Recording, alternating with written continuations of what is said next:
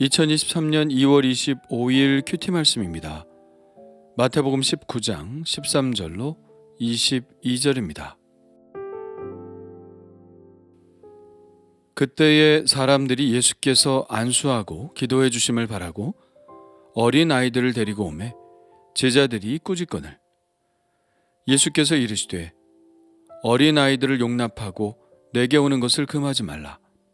천국이 이런 사람의 것이니라 하시고 그들에게 안수하시고 거기를 떠나시니라. 어떤 사람이 주께 와서 이르되 선생님이여 내가 무슨 선한 일을 하여야 영생을 얻으리이까? 예수께서 이르시되 어찌하여 선한 일을 내게 묻느냐? 선한 이는 오직 한 분이시니라. 내가 생명에 들어가려면 계명들을 지키라. 이르되 어느 계명이오니이까? 예수께서 이르시되 살인하지 말라, 간음하지 말라, 도둑질하지 말라, 거짓 증언하지 말라. 내 부모를 공경하라. 내 이웃을 내 자신과 같이 사랑하라 하신 것이니라. 그 청년이 이르되 이 모든 것을 내가 지키었사온데 아직 또 무엇이 부족하니이까? 예수께서 이르시되 내가 온전하고자 할진대 가서 내 소유를 팔아 가난한 자들에게 주라. 그리하면 하늘에서 보화가 내게 있으리라. 그리고 와서 나를 따르라 하시니 그 청년이 재물이 많으므로 이 말씀을 듣고 근심하며 가니라. 아멘.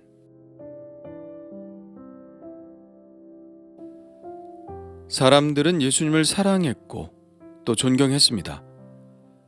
누가복음에서 어떤 여인은 예수님의 말씀을 듣다가 감동을 주체할 수 없어서 당신을 뵌 태와 당신을 먹인 젖이 복이 있나이다 하고 소리를 지를 정도였습니다. 그들이 예수님을 바라보며 자기들의 자녀들도 예수님처럼 존경받는 인물로 자랐으면 하는 소망을 가지게 된 것은 매우 자연스러운 일이었을 것입니다. 그래서 그들은 자기들의 자녀들을 예수님께 데리고 왔습니다. 예수님께서 그들에게 안수하며 기도해 주시기를 바라서였습니다.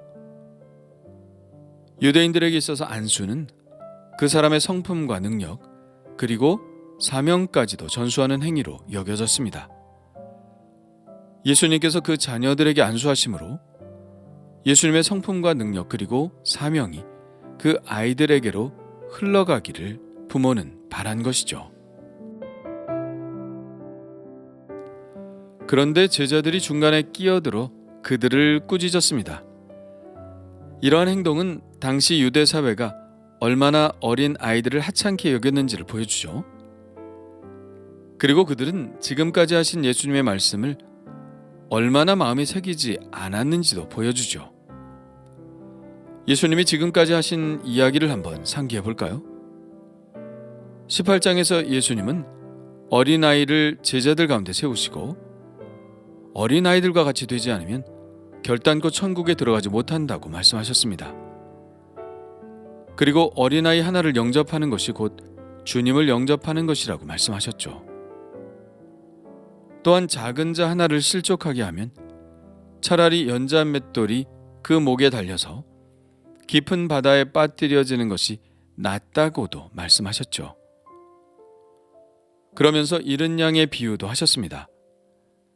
작은 자 중 하나도 잃는 것이 하늘에 계신 아버지의 뜻이 아니라는 것을 말씀하시기 위한 비유였죠. 이 말씀들이 방금 전까지 예수님이 제자들에게 하신 말씀들이었습니다. 그들은 이 말씀들을 잘 들었겠지만 막상 적용하지는 못했죠. 이처럼 말씀을 듣는 것과 삶 속에서 그 말씀이 내 몸에 배어 마치 습관처럼 실천하는 것은 쉽지 않습니다. 제자들은 결국 말씀대로 행하지 못하고 그들이 지금까지 해왔던 대로 관습대로 행하고 말았죠.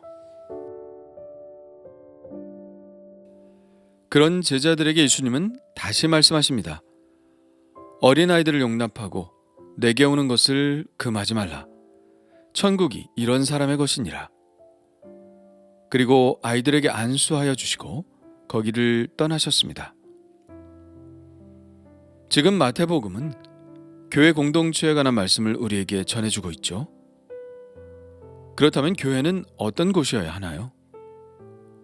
교회는 성인 성도들만 중요하게 여겨지는 곳이 되어서는 안 됩니다.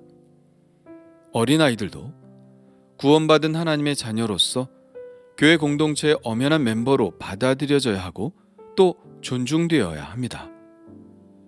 천국에서는 작은 자 하나라도 천하보다 소중한 하나님의 자녀이기 때문입니다. 교회에서 유아 세례를 주는 근거가 바로 이것이기도 하죠. 어떤 사람들은 성인이 되어 자기 결정권을 가지고 스스로 예수를 믿겠다고 결단하지 않으면 세례를 주어서는 안 된다고 주장하기도 합니다. 그러나 예수님은 그것에 동의하지 않으시는 것 같죠?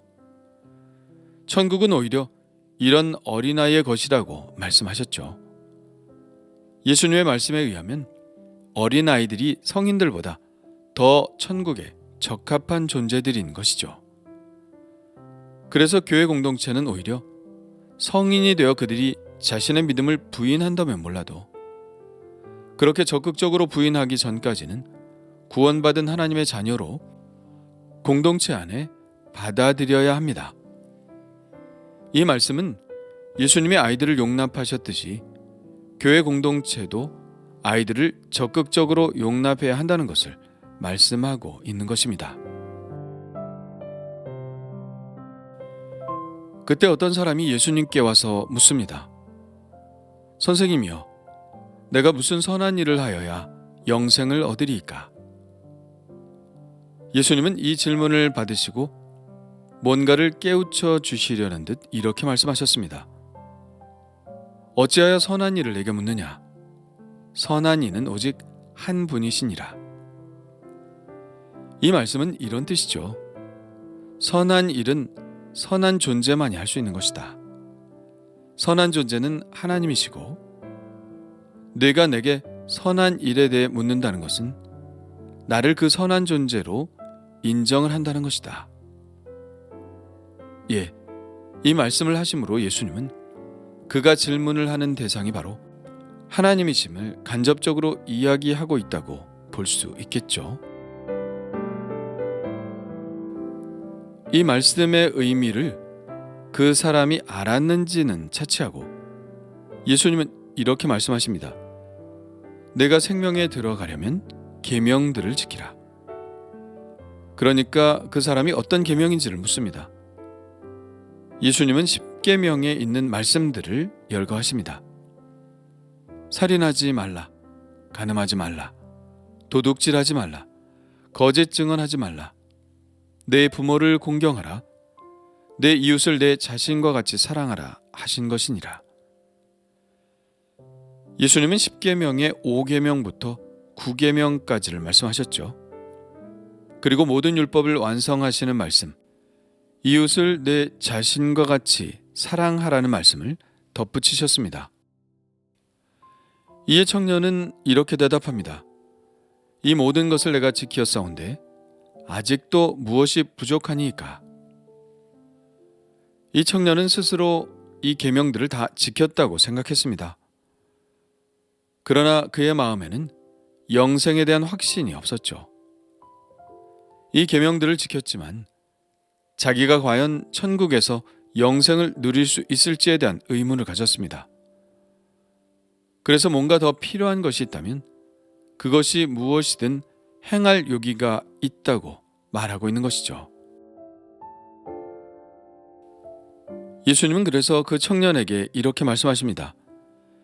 내가 온전하고자 할진대 가서 내 소유를 팔아 가난한 자들에게 주라. 그리하면 하늘에서 보화가 네게 있으리라. 그리고 와서 나를 따르라. 이 청년의 말만으로 볼 때는 그는 모든 대가를 지불하고서라도 영생을 얻고 싶은 열망이 가득한 것으로 보입니다. 그러나 예수님은 그 사람의 실체를 가감없이 드러내 보이셨습니다. 그의 영생의 소망이 그저 자기를 치장하는 하나의 장식물이나 사치품에 불과하다는 사실이 드러났죠. 그는 예수님의 이 말씀대로 할 수 없었죠. 왜일까요? 그 청년은 재물이 많은 부자였고, 그래서 자기의 재물을 결코 포기할 수 없었기 때문입니다. 그 청년은 이 말씀에 순종하지 못하고 결국 근심하며 돌아갔습니다. 이 청년에게 하신 말씀은 전혀 새로운 말씀이 아닙니다. 이미 예수님이 제자들에게 하신 말씀이죠. 16장에서 예수님은 따름에 관한 말씀을 하셨는데요. 누구든지 나를 따라오려거든 자기를 부인하고 자기 십자가를 지고 나를 따를 것이니라. 예수님을 따르고자 하는 자가 먼저 해야 할 것이 무엇이라고 말씀하고 있나요? 자기를 부인하는 것입니다. 그러면 자기 부인은 무엇일까요? 밭의 보화를 발견하고 자기의 모든 소유를 다 팔아 그 밭을 사는 것과 같죠.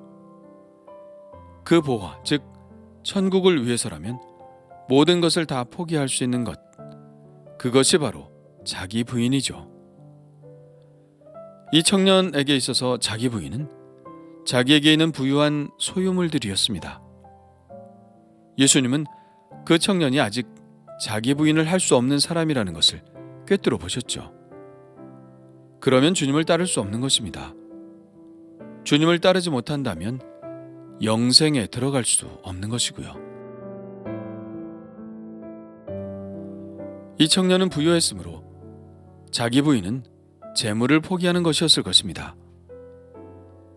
그러나 사람마다 자기 부인은 다 다를 수 있죠. 아브라함에게 자기 부인은 아들 이삭이었을 것입니다.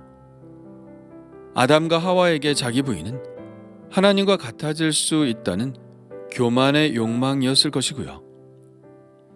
어떤 사람에게 자기 부인은 명예를 포기하는 것일 수도 있고, 어떤 사람에게 자기 부인은 자기의 고집을 내려놓는 것일 수도 있습니다. 이처럼 자기 부인은 사람마다 다 다르죠. 재물만이 문제가 아닙니다. 모든 것이 다 문제가 될 수 있습니다. 이처럼 주님을 따르는 길은 결코 쉽지 않습니다.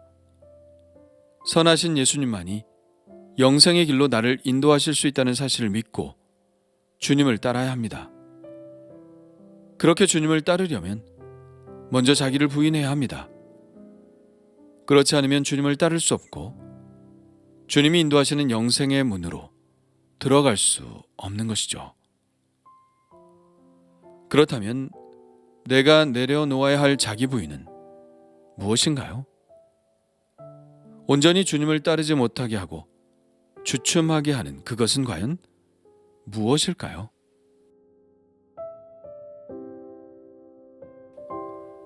주님 감사합니다. 예수님이 어린 아이들을 이렇게 소중히 여기셨는데 우리가 아이들에게 너무 소홀했습니다. 그들의 영혼을 성인들의 영혼과 비교해서 좀 덜 가치가 있다고 생각했습니다. 우리의 삶의 태도가 그러했습니다. 그래서 교회 아이들이 줄고 있습니다. 주여, 우리의 잘못을 용서하여 주옵소서. 목자가 길 잃은 어린 양을 찾듯이 그렇게 아이들을 찾아 교회 공동체 안에서 양육받도록 하게 하옵소서. 주님을 따르기 위해 포기해야 할 자기 부인이 무엇인지 다시 한번 깨닫게 하시고 이 부자 청년처럼 근심하고 망설이는 것이 아니라 기쁘게 포기하고 주님을 따르는 자가 되게 하여 주옵소서. 오늘도 제가 포기해야 할 것을 알고 또 포기하는 은혜를 주옵소서. 예수님의 이름으로 기도합니다. 아멘.